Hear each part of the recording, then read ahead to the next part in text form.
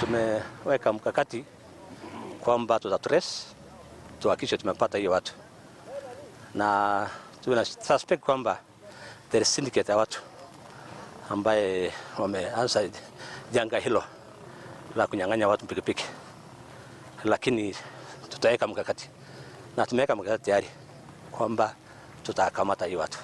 So tunasikia vibaya sana sisi kama mabeste zake, watu wa Nduthi in general wale wanasikia vibaya sana. Unapata juzi pia kuna mtu mwingine alipigwa tu the same, bike yake imeenda.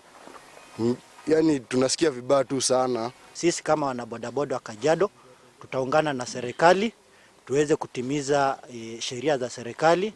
Hata kama mtu amekwama kwa barabara, abebe mzigo wake mwenyewe. Kama ni kutembea hadi Sajiloni, atembee hadi Sajiloni. Na kama ni kupiga simu, anapigia mtu wetu wa pikipiki, mimi nitasema usipokee simu. Unapofika kwa nyumba, zima simu yako, lala vizuri, ngoja ifike saa 10, amuka anza wera. Kwa sababu riziki ni Mungu anapeana.